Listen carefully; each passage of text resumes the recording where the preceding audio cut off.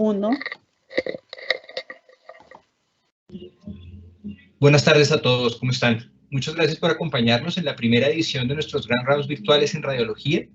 Les recordamos que al conectarse a esta conferencia autorizan el tratamiento de sus datos personales, los cuales serán tratados de acuerdo a la Ley 1581 de 2012 y nuestra política de datos personales, las cuales pueden consultar en la página de la Fundación Cardioinfantil www.cardioinfantil.org.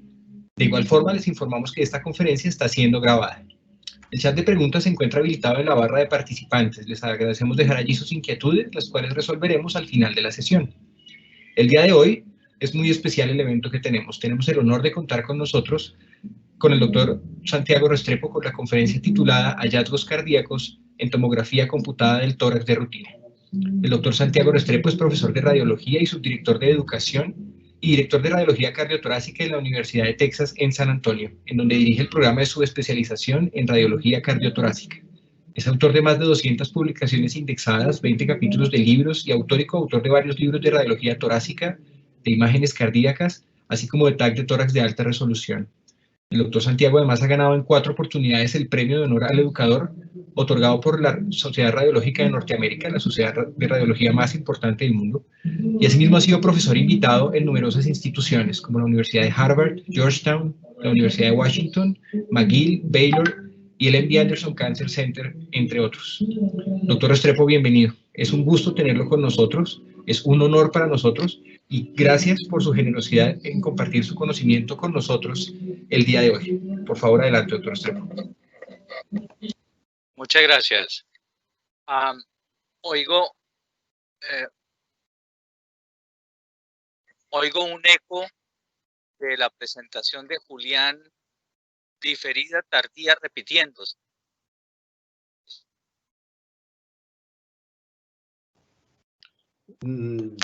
Yo lo oigo bien, Santiago. Yo no oigo. Diana, ¿usted está oyendo bien? Sí, estamos oyendo bien. Sí, señor.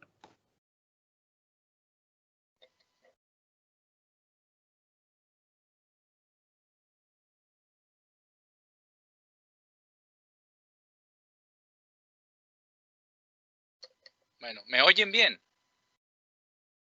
Sí, doctor, perfecto. Sí, doctor. Bueno. Bueno, perfecto. Entonces voy a empezar y nuevamente, pues muchísimas gracias, Héctor, Julián, y a la Fundación Cardioinfantil por el privilegio que me confieren al invitarme y a la oportunidad de poder compartir algunas experiencias de lo que hacemos.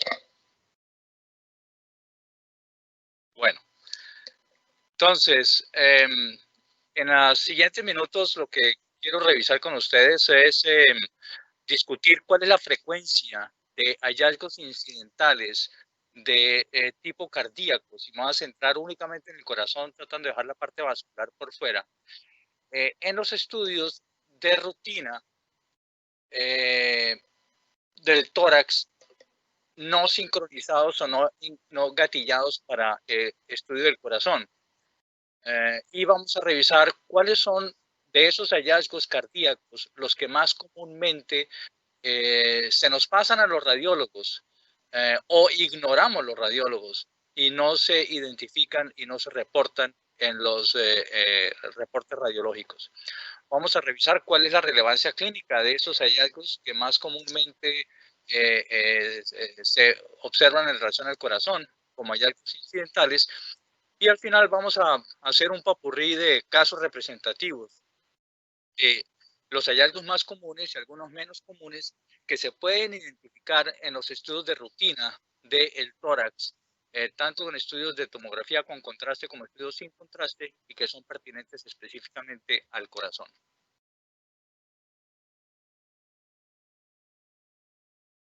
¿Vamos bien? Perfecto, sí, señor. Sí, doctor. Listo. Bueno, entonces empezamos por definir un poquito el marco teórico de lo que estamos discutiendo. Y empezamos por la palabra incidental. Incidental en inglés es un adjetivo calificativo que se hace referencia, y yo creo que igual sucede en español, a hallazgos que ocurren casi que por de manera fortuita o por azar, sin que fueran los hallazgos inicialmente con la intención de estar buscando en un estudio radiológico. Y si miramos la literatura, vemos cómo la frecuencia en que hallazgos incidentales se identifican en estudios radiológicos es bastante alta. Esto es un metaanálisis publicado en el British Journal de Radiología hace ya unos años, en el que hacen una revisión de un número muy largo de estudios con miles de pacientes de estudios radiológicos, y se encuentra en este análisis sistemático que aproximadamente el 25% de los estudios radiológicos tienen hallazgos incidentales.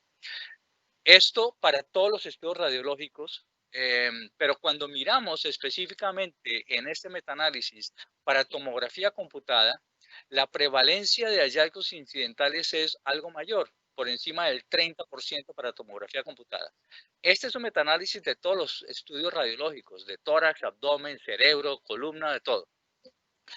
Ahora, una consideración importante cuando uno tiene hallazgos incidentales y está tratando de definir qué hacer con ellos es tener muy claro que la relevancia clínica de hallazgos incidentales es bastante variable. Y hay hallazgos incidentales menores que pueden ser relativamente, digamos, intrascendentes, variantes anatómicas, sin significado clínico, cosas así, o hallazgos muy relevantes que pueden totalmente modificar el manejo del paciente o incluso el pronóstico del paciente.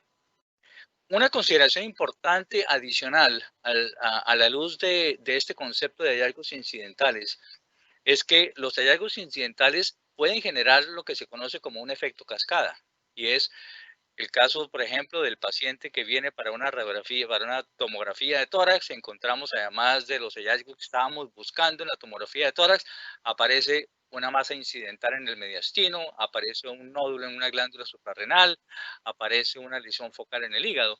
Entonces, un número importante de estos hallazgos incidentales, hay que tener mucha claridad de cómo manejar esto, porque ese efecto de cascada puede desencadenar en una gran cantidad de exámenes adicionales que pueden ser pertinentes o no, un incremento en el costo del manejo de los pacientes y también efectos importantes en términos de morbilidad y mortalidad. Pero bueno, centrémonos específicamente en el corazón, y esto es un poquito, yo digo que esta es la conferencia del harakiri, porque estoy criticando a mí como radiólogo y estoy criticando a mi gremio de los radiólogos, pero la verdad sea dicha, es una de las deficiencias importantes que tenemos los radiólogos, es específicamente hablando de radiólogos generales, es la poca atención que le ponemos al corazón. Y yo podría decir que esto sucede también en el mundo de la cardiología, y vamos a ver más adelante la importancia del entrenamiento en este campo. Las personas que no tienen un entrenamiento específico en estas modalidades de imágenes diagnósticas en esta patología tienden más comúnmente a desconocer o a ignorar los hallazgos que vamos a revisar a continuación.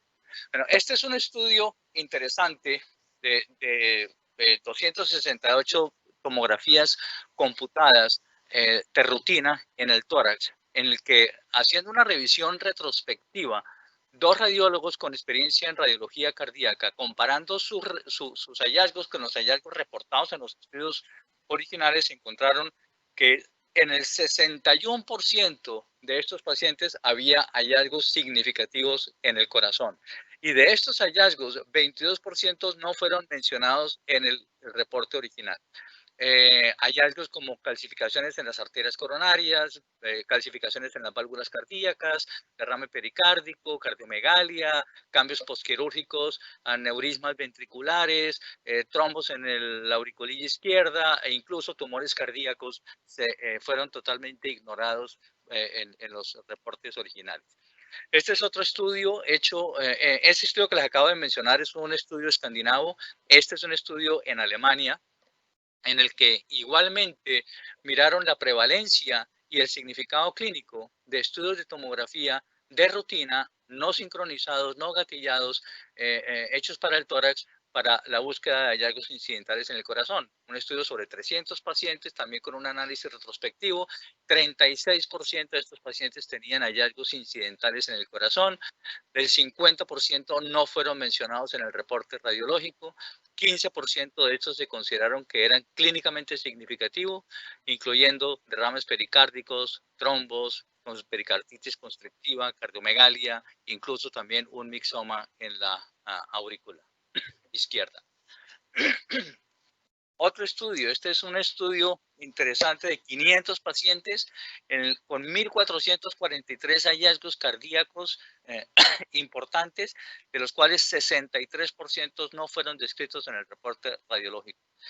En este estudio se hizo una evaluación por categorías de cuál podía ser el impacto de estos hallazgos y encontraron que el 48% de hallazgos que se consideraron que potencialmente podrían poner en peligro la vida del paciente, 48% no fueron reportados. 77% de los hallazgos que eran potenciales para tener implicaciones en términos de modificar la morbilidad de los pacientes no fueron reportados.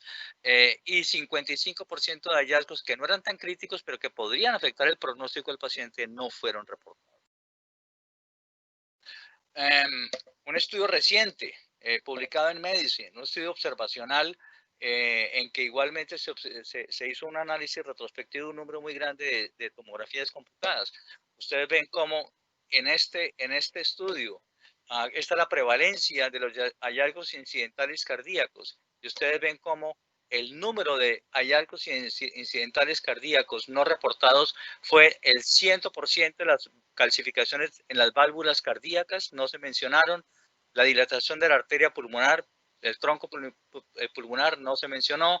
80% no se mencionó calcificaciones de las arterias coronarias, dilataciones de las aurículas en el 64% y así sucesivamente para un promedio de cerca de 70% de hallazgos cardíacos importantes no fueron mencionados.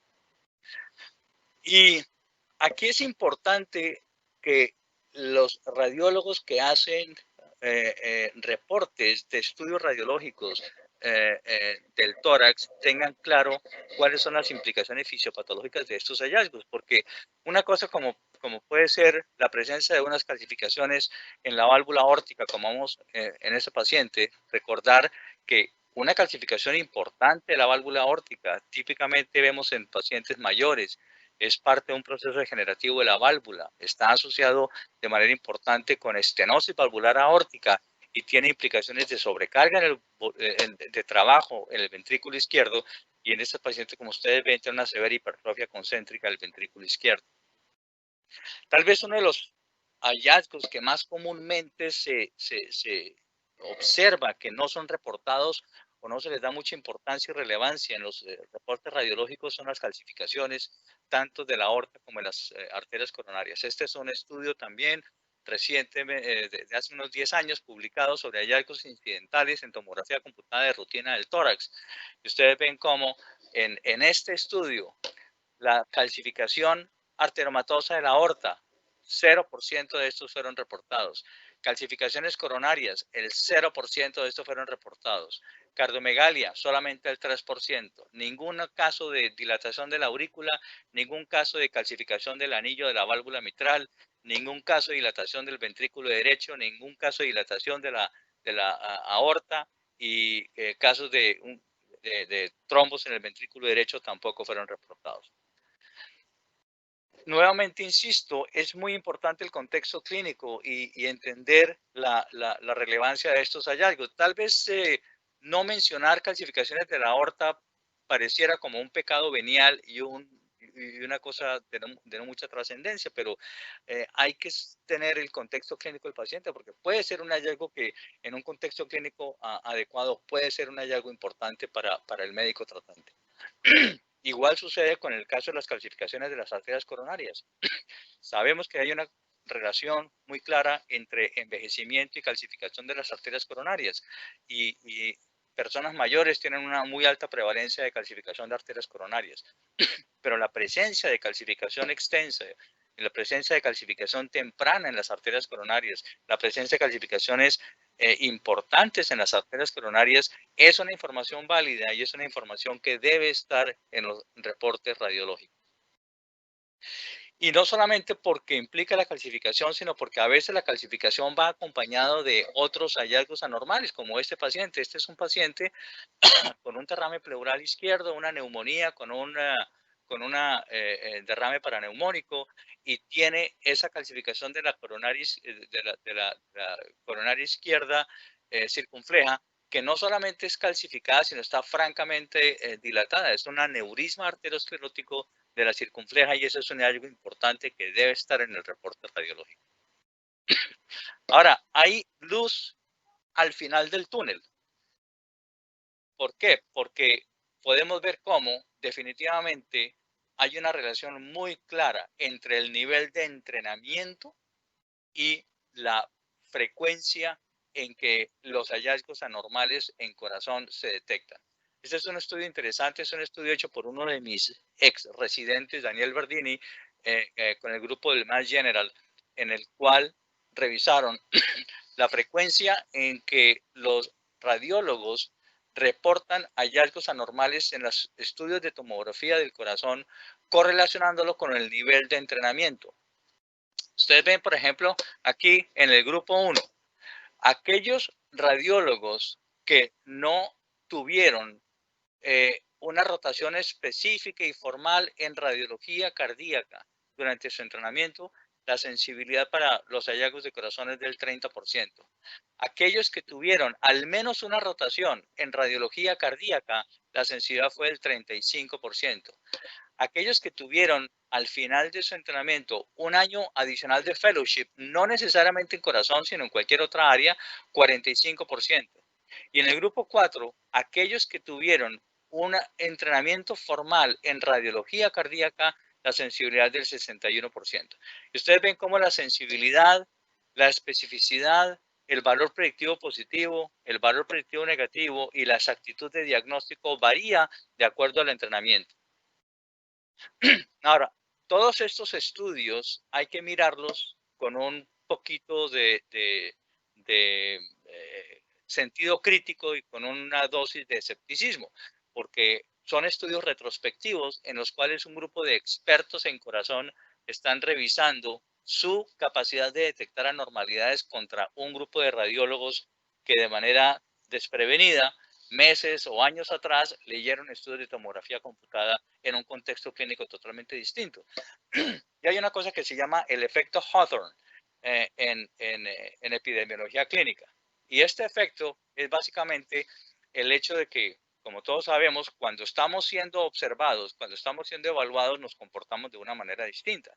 Entonces, no es lo mismo comparar la capacidad de un radiólogo o la frecuencia en que un radiólogo hace hallazgos de corazón cuando ese radiólogo está leyendo estudios de rutina en un paciente con un nódulo pulmonar o estudios de tomografía en la noche en la sala de urgencias, a cuando un experto en corazón se sienta expresamente a buscar hallazgos de corazón para comparar con el reporte anterior.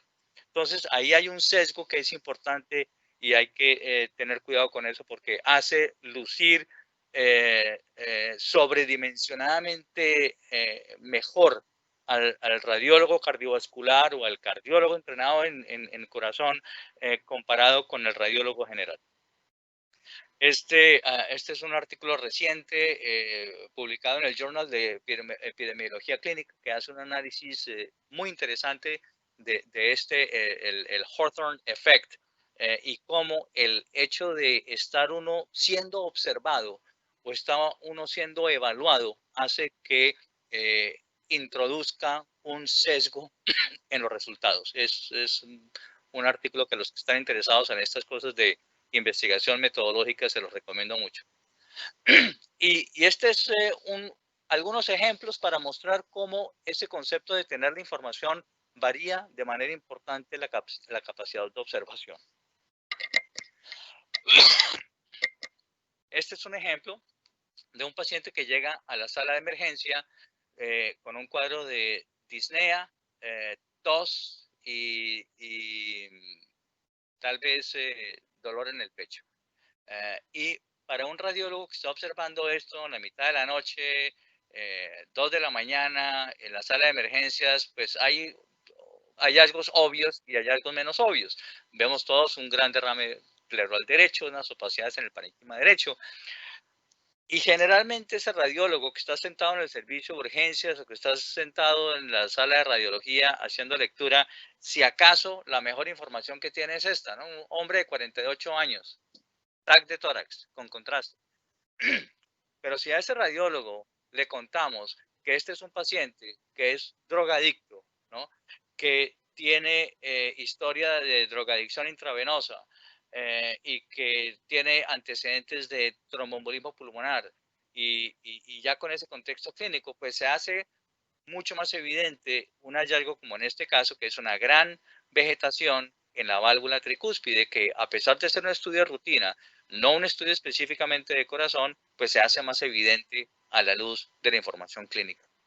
O este otro caso, este es un paciente de 53 años, estatus post revascularización 3 semanas antes, el paciente viene con fiebre, viene con dolor en el sitio de la esternotomía y está drenando un poquito de material ahí medio serosanguinolento, medio purulento por la esternotomía y le piden los cirujanos cardiovasculares que lo están tratando, le piden una tomografía de tórax para evaluar la esternotomía específicamente.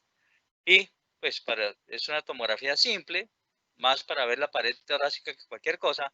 Y cuando ustedes ven, obviamente hay una anormalidad a nivel de la esternotomía, hay una diastasis a nivel de la esternotomía, hay un tejido anormal en esta región, pero hay un hallazgo adicional que es importante y es que vemos esta protrusión redonda sobre el contorno derecho, anterior y derecho del corazón, que cuando ustedes miran la anatomía, a pesar de ser un estudio sin contraste, vemos esta es la aurícula derecha, esta es la aurícula izquierda, estamos al nivel de la válvula y la raíz aórtica.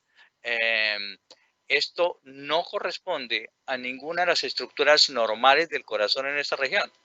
Entonces, una persona entrenada que conoce la anatomía debe hacer el reconocimiento de que aquí hay una anormalidad distinta.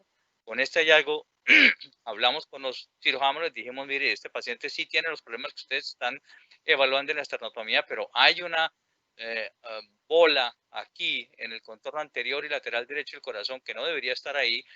Parece un aneurisma, parece alguna cosa que hay que ponerle contraste y ver qué es. Le hacemos el estudio con contraste, ustedes lo ven acá, este ya sí es un angiotac de corazón específicamente. Ustedes ven, esa bola corresponde a un gran aneurisma en el territorio de la coronaria derecha. Aquí está la reconstrucción tridimensional. Es un aneurisma que tiene paredes muy gruesas, muy gruesas. Sabemos porque este paciente está en la tercera semana post revascularización. Tiene una angiografía coronaria de días atrás, antes de la cirugía, en que no había aneurisma de la coronaria derecha, ¿no? Lo leemos como un aneurisma micótico de la coronaria derecha, paciente llevado a cateterismo, se confirma el aneurisma micótico, el paciente está séptico, está febril, es un aneurisma micótico de la coronaria derecha y se sospechó por una tomografía simple sin contraste. De modo que la información clínica es fundamental para dar una orientación adicional, además de los hallazgos. Esto es otro caso de un paciente de 63 años con historia de diabetes, historia de enfermedad coronaria, y en una tomografía computada de rutina vemos los derrames pleurales anormales, muy parecido al caso anterior, la aurícula derecha, la aurícula izquierda, la raíz aórtica, el ventrículo derecho y una imagen anormal que realza con el medio contraste en el territorio de la coronaria derecha, que también corresponde a un aneurisma infeccioso micótico de la coronaria derecha. Hay otros hallazgos relevantes al corazón que obviamente cualquier persona debe estar en capacidad de hacer el diagnóstico correcto, identificar estas anormalidades. Específicamente con relación a coronarias, pacientes que han sido llevados a revascularización, como este caso, ustedes ven aquí los cambios de la estenotomía. Este paciente se presenta con historia de una graft de safena, y ustedes ven un aneurisma parcialmente trombosado de ese graft de la safena a la coronaria derecha, un hallazgo absolutamente anormal que se tiene que hacer el diagnóstico oportunamente. Otro hallazgo que se pasa con alguna frecuencia son los aneurismas ventriculares en los pacientes que han tenido infarto miocárdico. Este es un paciente con esa historia. Ustedes ven la excesiva redondez de la región apical del ventrículo izquierdo, el adelgazamiento anormal, la baja densidad de un aneurisma probablemente crónico que tiene áreas de reemplazo graso, y cómo en las imágenes más inferiores, cuando ya nos salimos de la parte basal del ventrículo izquierdo, persiste esta colección de medio de contraste que es un aneurisma ventricular izquierdo por infarto agudo miocárdico. Muy frecuentemente estas anormalidades se pasan en los estudios de radiografía. Un aneurisma como este, obviamente no se le debe pasar a nadie, ¿no? Este es un paciente también post infarto agudo miocardio, tomografía computada de rutina, con una gran dilatación aneurismática del ápice del ventrículo izquierdo, que se observa también en la reconstrucción coronal y en la imagen tridimensional. Otro caso de cambios por infarto miocárdico en la cara lateral del ventrículo izquierdo, se ve el adelgazamiento del miocardio y las zonas de reemplazo graso. Y este es un hallazgo que es muy importante buscar porque este es un paciente que no ha tenido infarto miocárdico, es una tomografía computada de tórax con contraste, en la cual observamos un área de hipodensidad en el endocardio. Es un área de isquemia muy importante, muy extensa en el endocardio, probablemente territorio vascular de la descendente anterior. Es un paciente que no se ha infartado, es un paciente que se identifica esto en una tomografía computada de rutina, es un paciente con un cáncer abdominal y se le hizo la tomografía como parte del estadiaje de su carcinoma gástrico, y este es un hallazgo que puede totalmente cambiar el manejo de este paciente. Entonces, la presencia de zonas de hipodensidad es un hallazgo importante que indican isquemia subendocárdica. Otro ejemplo de un paciente con un infarto antiguo, con un gran trombo en el ventrículo izquierdo, en la localización más común, que es en la región apical, en los pacientes que han tenido típicamente infartos del territorio de la descendente anterior. Ese es el sitio más común para desarrollar trombos. Algunos de estos trombos son obvios y evidentes, otros son laminares y son más difíciles de identificar. Otros dos ejemplos, paciente también post-revascularización, trombo apical izquierdo, otro paciente post-infarto con área de calcificación y trombo en la región apical del ventrículo izquierdo. Este es un caso reciente de una paciente que vi hace tal vez unas 3 semanas o 4 semanas para una tomografía computada de tórax por alguna cosa totalmente no relacionada con esto. Creo que tiene una neoplasia ginecológica. Y se observa una masa muy grande en la aurícula izquierda que está adherida al septo intraauricular, perdón. Se alcanza a ver aquí la imagen de la fosa oval, que es esta pequeña solución de continuidad donde se ve algo de medio contraste. Esta es la imagen típica de un mixoma de la aurícula, que típicamente están adheridos al septo intraauricular y es exactamente pegados a la fosa oval donde están adheridos. Ayer casualmente recibí la fotografía de la cirujana, me mandó la cirugía de la pieza quirúrgica, que la operaron esta semana, y aquí ustedes ven la masa resecada. Hallazgos obvios como este, pues no se le deben pasar. Este es otro caso, otro mixoma grande en la aurícula derecha, en un niño de 9 años. Este es un caso de un paciente que viene con para una tomografía computada por una patología totalmente no relacionada con esto. Encontramos una masa calcificada en la pared anterior del ventrículo derecho que fue confirmada que correspondía a un fibroma cardíaco.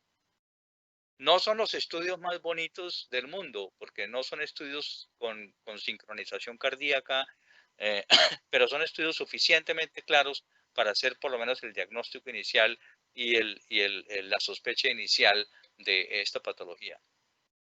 Otros tumores incidentales, este es un paciente con una gran masa en la aurícula izquierda, en la pared posterior, que desborda la pared de la aurícula izquierda y se extiende al mediastino, que fue un sarcoma. Aquí está la imagen del PET, gran actividad metabólica. Otro caso incidental de un gran rabdomiosarcoma cardíaco que fue inicialmente diagnosticado en un paciente por un derrame pleural izquierdo que se está evaluando. Se ve la gran masa tumoral que infiltra la luz y la pared del ventrículo izquierdo, tomografía de rutina. Todos estos hallazgos se pueden identificar. Otro paciente, tomografía de rutina, con un cáncer pulmonar que ha infiltrado la vena cava superior y se ha extendido, ha crecido a través de la luz de la vena cava superior hasta la aurícula derecha, creando esta imagen en badajo de campana en la aurícula por un carcinoma muy avanzado. Otras patologías coronarias que son raras, pero también las hemos visto y las hemos diagnosticado en tomografías de tórax de rutina, como en este paciente que ustedes ven este vaso anormal muy grande de la región anterior, superior y lateral izquierda del corazón, que se continúa por la cara lateral de izquierda del corazón y termina finalmente, como ustedes ven aquí, drenando en el seno coronario. Es un aneurisma gigantesco de una fístula coronaria al seno coronario. También estudios de rutina en que este tipo de hallazgos se debe identificar. Si hablamos del pericardio, obviamente la lesión pericárdica benigna más común que observamos en los estudios rutinarios son los quistes pericárdicos. Los quistes pericárdicos se caracterizan por dos cosas. Primero, porque tienen típicamente densidad de agua. Segundo, porque tienen paredes imperceptibles.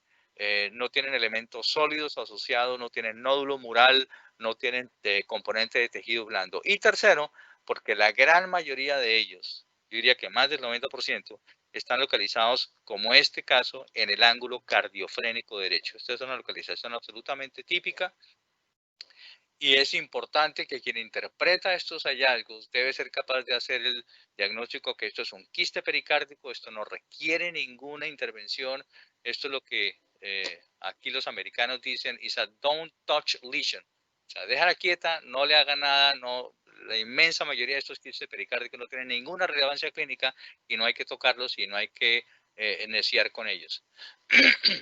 Este es otro caso de patología pericárdica en una tomografía de rutina, un paciente que tiene derrame pericárdico y derrame pleural izquierdo, pero tiene este nódulo muy grande, sólido, que realza con medio de contraste.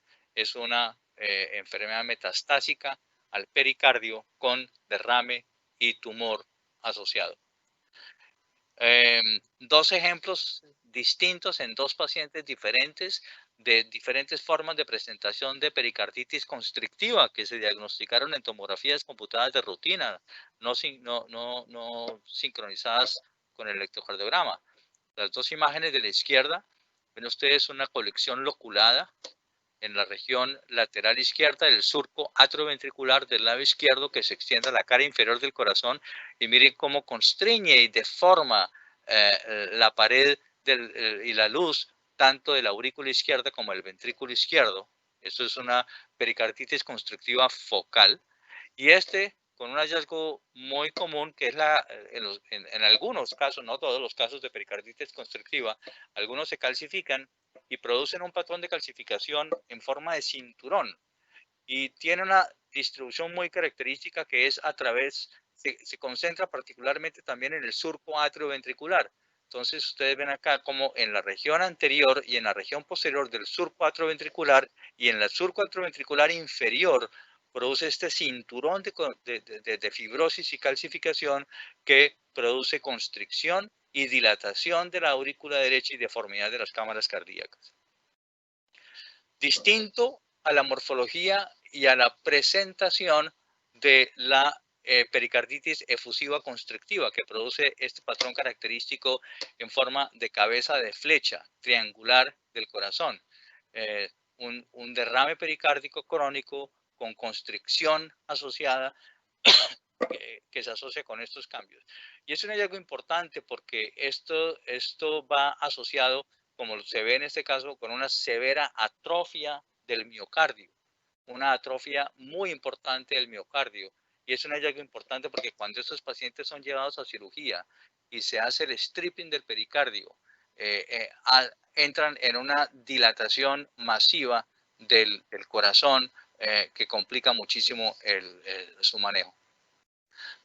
Este es otro caso de una tomografía relativamente de rutina en un paciente con dolor torácico después de una muchacha joven de 23 años que había sido llevada a una cirugía de la válvula mitral y se presenta con una fisiología de dolor torácico y disnea, una radiografía de tórax que no revelaba mucho sino derrames pleurales bilaterales.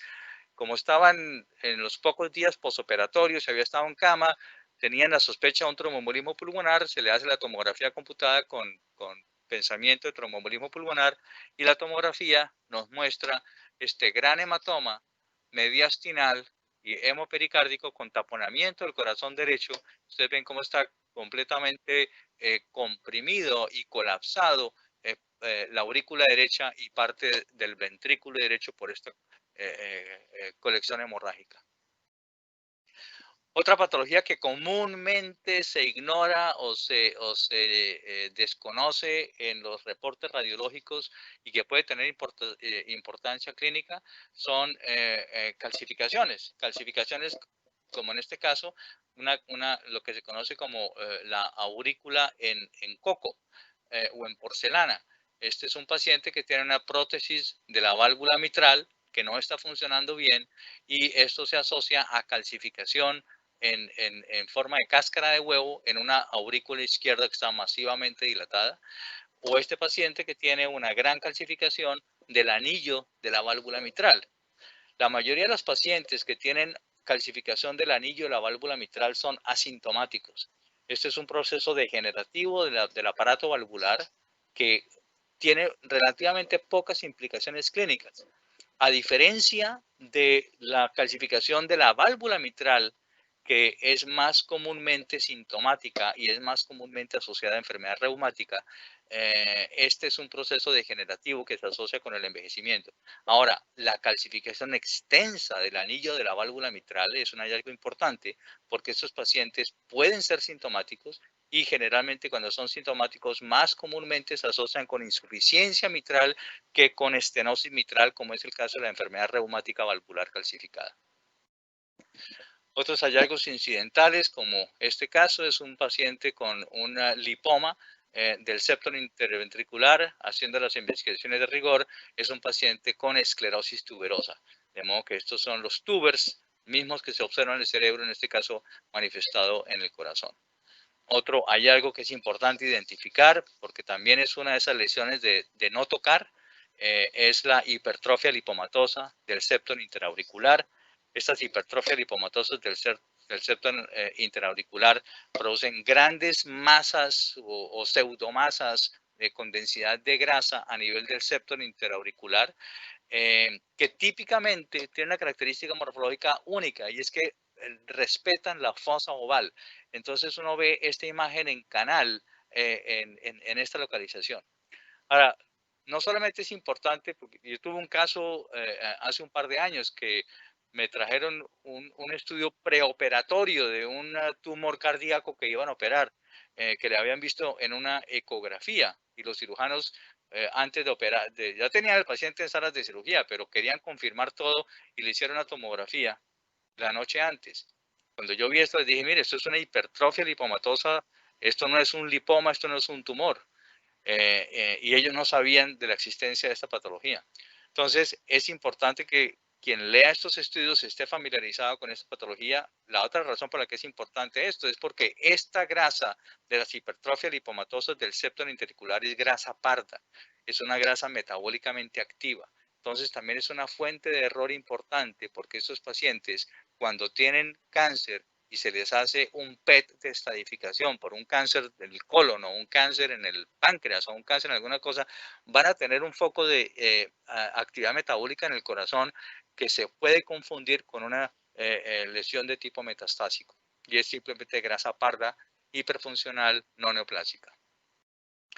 Otro hallazgo importante que yo creo que los radiólogos hacen un buen papel en evaluar esto, pero lo insisto en ello, es la valoración del ventrículo derecho en los pacientes con tromboembolismo pulmonar, como en este caso, paciente con una gran masa, digo yo, en el sentido del volumen de material embólico a la arteria pulmonar derecha, por una embolía pulmonar, tiene también émbolos en el lado izquierdo del corazón y tiene signos de sobrecarga en el corazón derecho, con una dilatación del ventrículo derecho, una dilatación de la aurícula derecha, y miren la posición anormal del septo interventricular y el arqueamiento del septo interventricular hacia el lado izquierdo, indicando una gran sobrecarga de trabajo en el corazón derecho. Este es un hallazgo muy importante porque es un hallazgo que se asocia con un incremento importante en la morbilidad de los pacientes con tromboembolismo pulmonar, y es un hallazgo que en el contexto clínico adecuado indica que este paciente debe ir a un procedimiento agresivo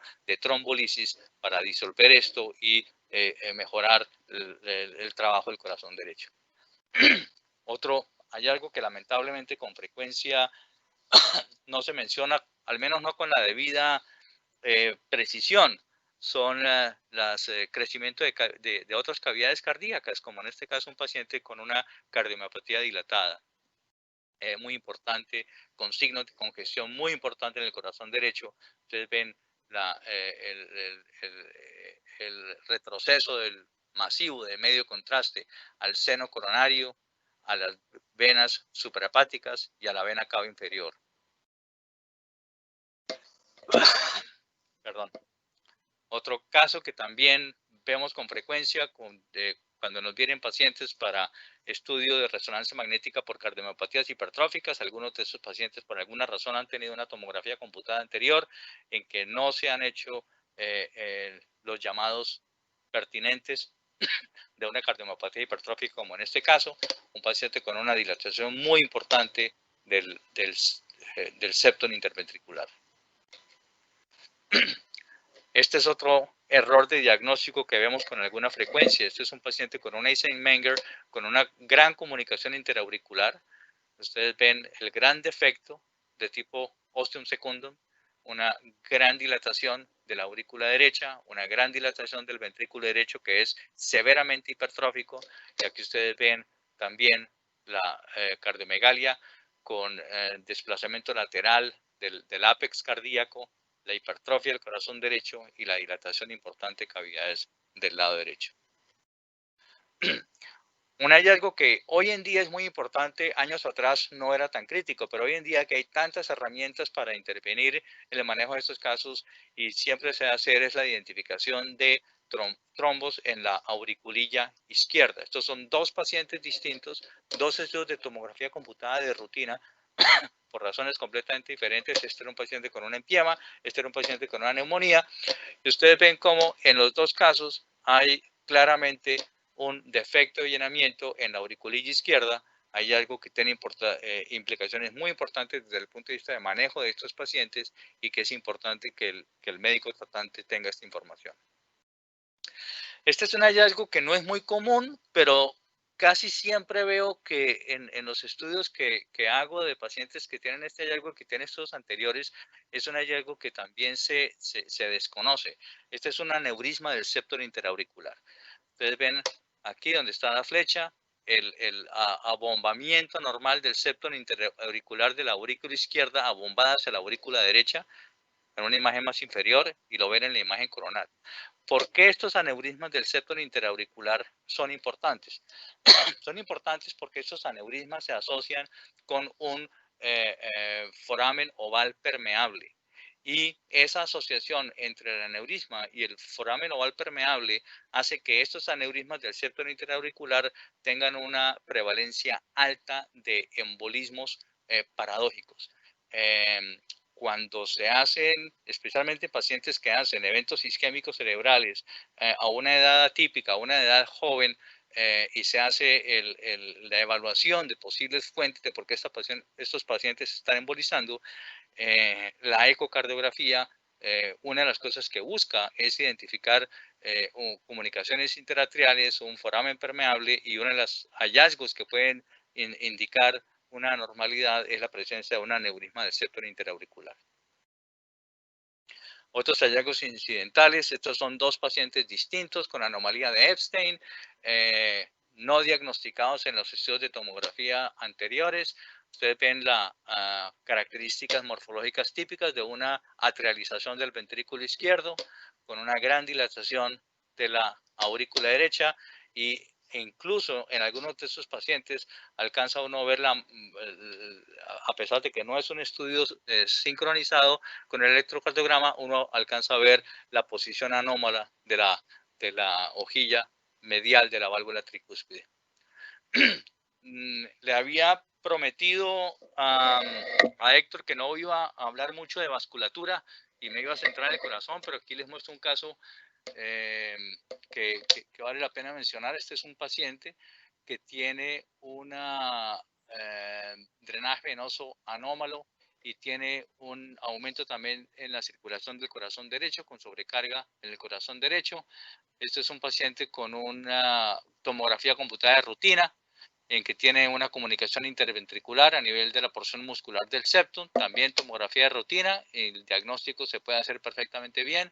Este es un paciente con antecedente de trauma, le habían dado una puñalada semanas atrás y tiene una ruptura traumática del septum interventricular, diagnóstico en tomografía computada de rutina, se puede hacer perfectamente.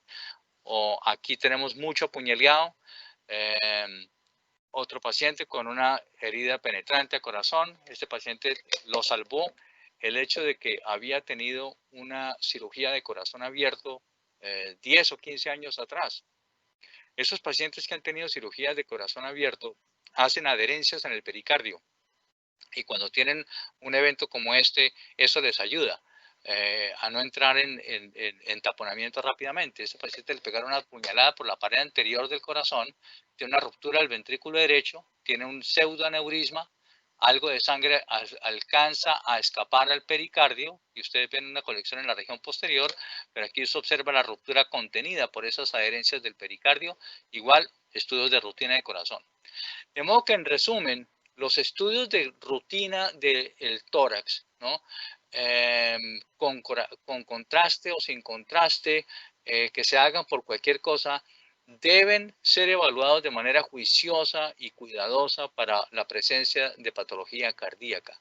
Las estadísticas que les mostré, muchos estudios muestran que un porcentaje importante de estos estudios de rutina tienen información relevante del corazón y desafortunadamente en muchos casos esta información se desconoce por completo. Hoy en día, con la nueva tecnología de tomografía computada, con equipos que tienen una velocidad de rotación del gantry muy alta, la resolución espacial y la resolución temporal de estos estudios han mejorado de manera exponencial a las primeras generaciones de los equipos de tomografía computada. De modo que, aún sin tener sincronización cardíaca, la tecnología actual nos permite evaluar de manera bastante buena el corazón y los grandes vasos. Y por último, lo que quiero destacar finalmente es el hecho de que el entrenamiento y la experiencia son absolutamente fundamentales. Como lo hemos visto en algunos de estos estudios, además, tener algo de información clínica es importante. Esa información clínica prende una cantidad de áreas del cerebro de quienes están interpretando las imágenes, poniéndolo en una posición de alerta para específicamente buscar de manera más cuidadosa anormalidades que de otra manera más fácilmente se nos pasan desapercibidas. Pero el entrenamiento y la experiencia no se improvisan y son absolutamente fundamentales para hacer los diagnósticos correctos de esta patología cardiovascular. De modo que, en resumen y para corolario final, invitar a toda la gente que lee estudios de radiografías, estudios de tomografía, a que tengamos más conciencia en el hecho de que en los estudios no cardíacos hay una gran cantidad de patología cardíaca que es importante identificar y es importante mencionar, y es información pertinente para el manejo de los pacientes en muchos casos. Muchas gracias. Doctor Restrepo, muchísimas gracias. Este es un tema emocionante para quienes hacemos imagen cardiovascular, y creo que estamos de acuerdo en la necesidad y la importancia que tiene acercar a los radiólogos y a las personas que ejercen medicina cardiovascular en torno a la imagen cardiovascular, tanto acercar a los radiólogos al corazón como acercar a los especialistas en medicina cardiovascular a las imágenes, y por eso este tema es particularmente importante para nosotros hoy, y en la Fundación Cardioinfantil esto para nosotros es muy importante. Estoy agrupando las preguntas que tenemos. Primero voy a poner las preguntas de imagenólogo, de las personas que nos preguntan para su día a día en la interpretación de un TAC de tórax respecto a qué hacer con estos hallazgos. Y hay, agrupándolas, hay tres temas que son prevalentes en lo que nos preguntan. Una es qué hacer con la aorta torácica, especialmente la aorta torácica ascendente. ¿Cuándo usted en su práctica dice dilatada? ¿Cuándo dice aneurisma? Entonces, primero, la aorta torácica. Segundo, la calcificación de las coronarias. ¿Cuándo las reporta y cómo las reporta? ¿Y qué hacer con el diámetro de la arteria pulmonar? Entonces, primero, la aorta torácica. ¿Cómo lo reporta usted en un TAC de tórax de rutina? ¿Cuándo decide usted llamar la atención sobre ese diámetro y cómo lo hace? ¿Cómo se lo redacta al clínico que lo va a leer?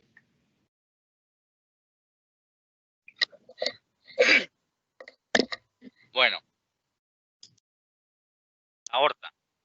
la aorta ascendente. Nosotros, en el protocolo que tenemos para evaluación de la aorta ascendente, es prácticamente, yo diría que en el 100% o muy cerca del 100% de los estudios de aorta ascendente, cuando sabemos que la patología que estamos evaluando es de aorta ascendente, hacemos los estudios con sincronización cardíaca. La sincronización cardíaca, el gating cardíaco, es una excelente herramienta que desafortunadamente se subutiliza en muchos centros, porque hay el concepto equivocado de que la sincronización, el gatilleo cardíaco es para las coronarias y para el corazón. Eso no es cierto. Es muy útil hacer sincronización cardíaca para la aorta y particularmente para la aorta ascendente. De modo que aquí rutinariamente el protocolo que yo tengo instaurado en mi centro lo hacemos con sincronización cardíaca. La otra cosa que es fundamental y que creo que todo el mundo lo hace es nunca hacemos un estudio de aorta, de patología de aorta ascendente, empezando por un estudio con contraste.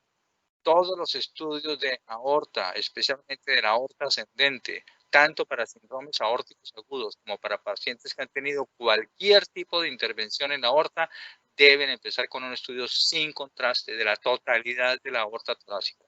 Se hace el estudio simple y después se hace el estudio con contraste.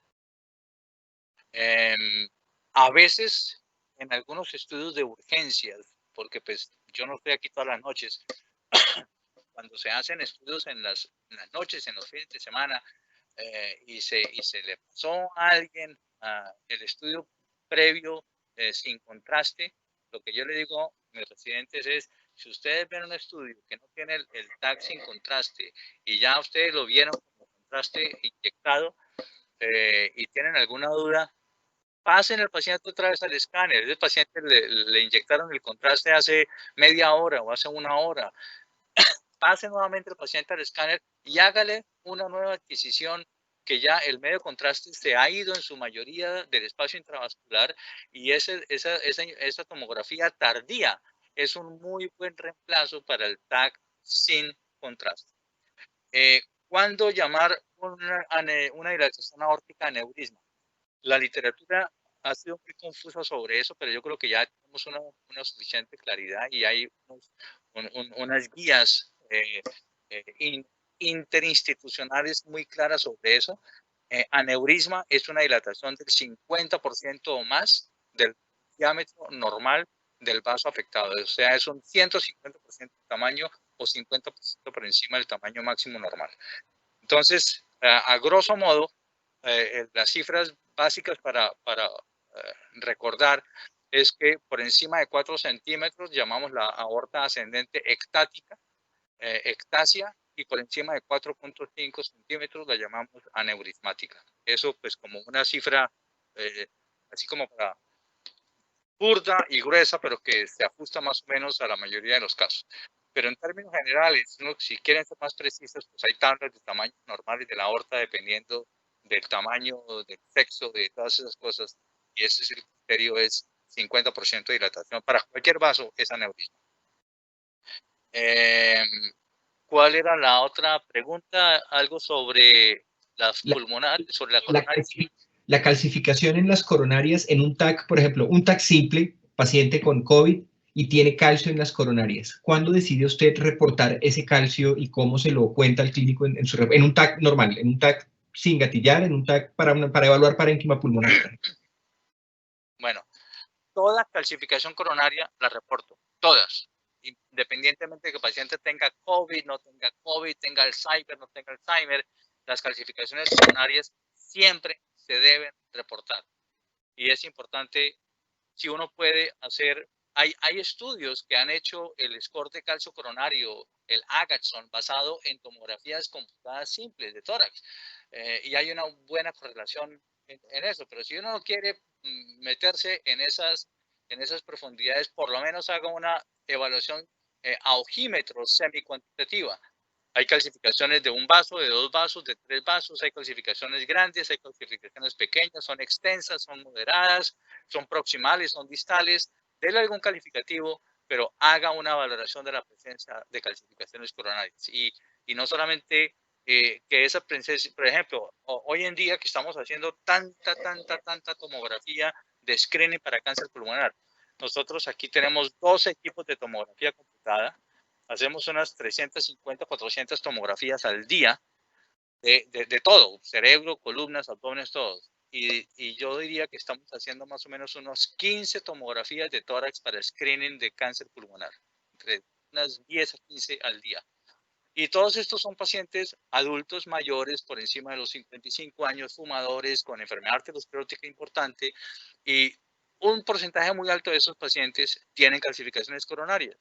Esas calcificaciones hay que reportarlas, esas calcificaciones yo le digo a mi equipo y a mi gente y a mis residentes, no solamente que queden escondidas en el cuerpo del reporte, sino que queden en la impresión final del reporte. Paciente con enfisema, tiene nódulos o no tiene nódulos, y calcificación coronaria con tales características. Entonces, siempre reportamos las calcificaciones coronarias. Y lo otro es, doctor Restrepo, el diámetro del tronco de la pulmonar. También en una escanografía tomada para evaluar parénquima pulmonar, para una escanografía general de tórax. Bueno, me alegra mucho esa pregunta porque es un tema también muy complicado. A ver, hay una sobrevaloración del diámetro, no del diámetro, hay una sobrevaloración de la correlación entre el diámetro de la arteria pulmonar y la presencia de hipertensión pulmonar. Múltiples estudios han demostrado que el diámetro máximo normal de la arteria, del tronco principal de la arteria pulmonar, medido de manera apropiada, no debe exceder los 2.9 centímetros. Debe ser el máximo normal, digamos, es hasta 2.9. Por encima de esto se considera que está dilatado. El problema es que esa dilatación de la arteria pulmonar tiene una correlación relativamente modesta en algunos casos y bastante pobre en otras con la presencia de hipertensión pulmonar. Entonces, específicamente, los pacientes con fibrosis pulmonar, sea una fibrosis idiopática, una neumonía intersticial usual, una enfermedad del colágeno, esclerodermia, por lo que sea, cualquier etiología de fibrosis pulmonar, esos pacientes tienen una muy pobre correlación entre la presión de la arteria pulmonar y el diámetro de la arteria pulmonar. Entonces, también le insisto mucho a mis fellows y a mis residentes, en presencia de fibrosis pulmonar, no pongan en el reporte dilatación de la arteria pulmonar de 3.4 centímetros compatible con hipertensión pulmonar, no. Eso no, porque eso está demostrado que no es cierto. Lo que sí ponemos en el reporte es dilatación de la arteria pulmonar a 3.4 centímetros diámetro máximo a nivel del tronco.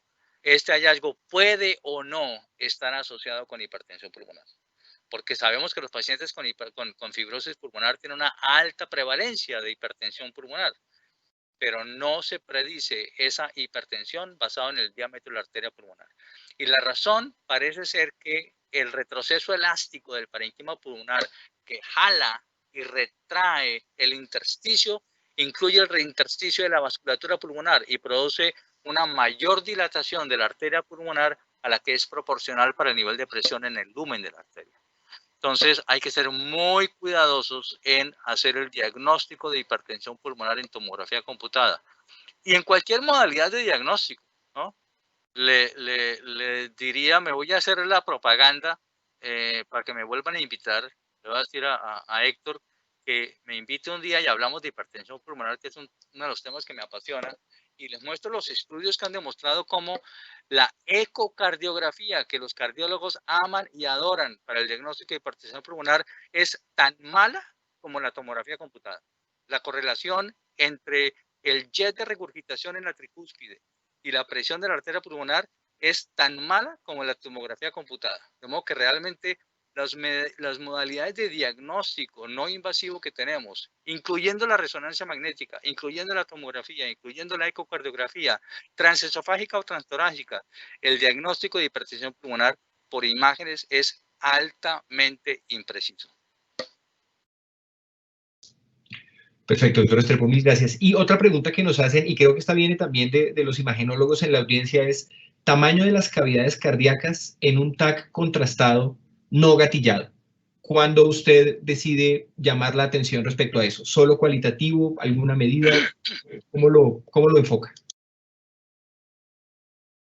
Bueno, le voy a decir una frase que le digo mucho a mis residentes y a mis compañeros junior. Un radiólogo con una regla es un radiólogo en problemas. Yo ya poco mido cosas, obviamente hay cosas que hay que medirles, hay que cuantificarlas de manera objetiva. Y hay tablas también publicadas en la literatura que incluso puede uno indexar la superficie corporal del paciente si quiere tener una valoración más precisa. El problema de estas mediciones en tomografía computada de rutina es que como no hay sincronización con el latido cardíaco y el corazón está en movimiento, así el movimiento no sea muy obvio. Las mediciones, las mediciones de tamaño de las cámaras cardíacas no son muy precisas.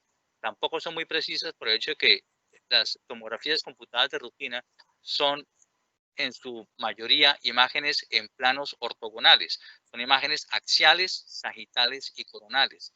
Y las mejores mediciones de tamaño de las cámaras cardíacas son en planos no ortogonales. Son en eje corto, en eje largo, de 2 cámaras, en eje largo de 4 cámaras. Entonces, hacer esas mediciones en tomografía computada de rutina en planos axial, sagital y coronal tiene un margen de error importante, pero hay tablas de referencia que están en la literatura y son muy fáciles de encontrar. Pues, doctor Restrepo, muchísimas gracias. Estamos un par de minutos pasados de la hora. Muchísimas gracias. Un recorderis para toda nuestra audiencia. Recuerden que esta charla la pueden encontrar en el canal de Educación Médica Continua de la Fundación Cardioinfantil. Sin duda vamos a tener que revisarla varias veces y nuestros residentes sin duda la van a mirar. Y creo que es una muy buena oportunidad para acercar la imagenología con la medicina cardiovascular y encontrar el valor que tiene el trabajo en equipo multidisciplinario para evaluar a estos pacientes. Doctor Restrepo, muchísimas gracias por acompañarnos y gracias a todos los participantes por estar conectados con nosotros. Y por supuesto que lo vamos a tener de nuevo y lo vamos a volver a invitar, porque sin duda hay muchos temas más por discutir con usted y de los cuales aprender. Muchísimas gracias, doctor Restrepo. Que esté bien. A todos, Muchas gracias a ustedes. Buen día.